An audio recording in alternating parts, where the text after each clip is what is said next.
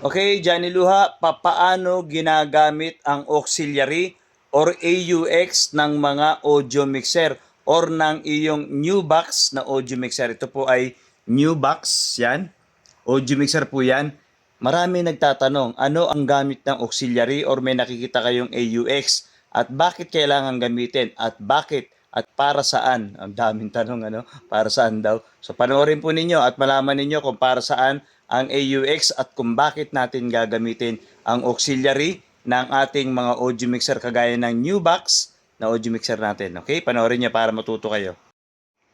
Tinanggal ko muna yung pinakang output. So ito yung pinakang main out. Then ito po yung main out ng ating audio mixer papunta sa equalizer or sa mga amplifier or sa inyong mga ginagamit na processor. So ito yung pinakang main. So halimbawa, nakakabit na yan sa main.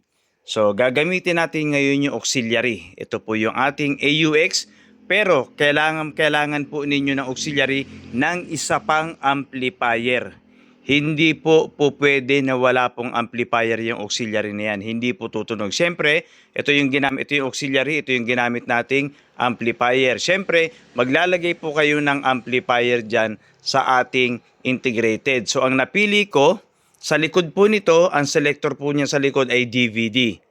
So, makikita nyo sa likod niyan, may RCA yan, no? DVD. So, dapat ang selector ng inyong mga amplifier ay kung ano po yung napili ninyong selector, yun din po. Uulitin natin. Ang napili ko kasi ay DVD na selector or input sa likod nito. So, dapat DVD.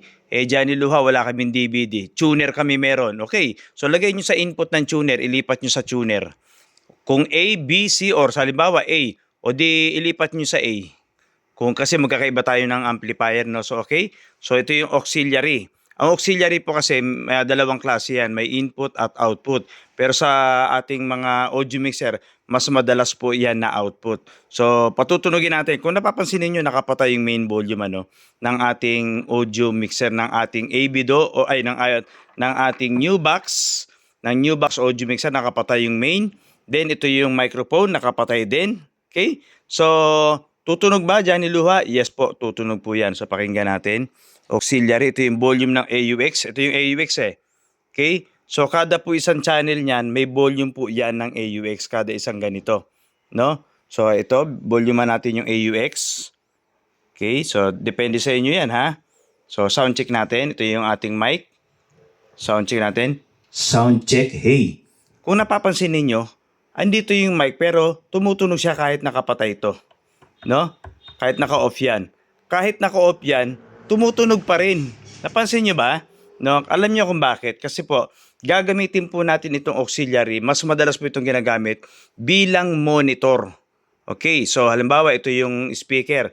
Ito yung nagdadala sa auxiliary. Ito yung speaker. So magiging monitor po yan. Lalo na po sa mga preacher, sa mga live band, or sa mga nagdi-DJ. Kailangan po natin ng monitor sa harap. Kaya kung nakikita nyo sa mga live band, di ba? Or sa ibang mga nagpe-perform, meron po silang speaker na nasa harap front. So, nasa AUX po yan. So, halimbawa, ayaw mong marinig yung microphone na to. So, i-off mo yan. Ang gusto mo lang marinig yung drums sa monitor. So, okay, maririnig mo lang yung drums lang. Wala pong mic. No? Bovoluman mo rin yan. Bovoluman mo to. Halimbawa, ito yung keyboard. Sabi ng keyboardista, nakakunik dyan. Johnny Luha, lakasan mo ng konti yung keyboard ko. So, lalakasan mo yung keyboard niya. Kahit nakapatayan, bubukas yan. No? So, kapag ito na yung main nyo, halimbawa ito yung main, so, bovoluman nyo yan. Tutunog po ng sabay mula dito sa main, yung sa pinakamalalakas mong kinonect dito, no? Lalabas yan at sabay natutunog yan papunta dito. Pwede nyong mahinang-mahina lang yan kasi ang control po niyan ay nandito sa AUX nga. Ito, may sarili siyang volume, no? So ginagamit din po ito sa subwoofer, no? Yung may mga sub or mga tinatawag natin na low or bass, no? So halimbawa ito yung subwoofer ninyo nagdadala.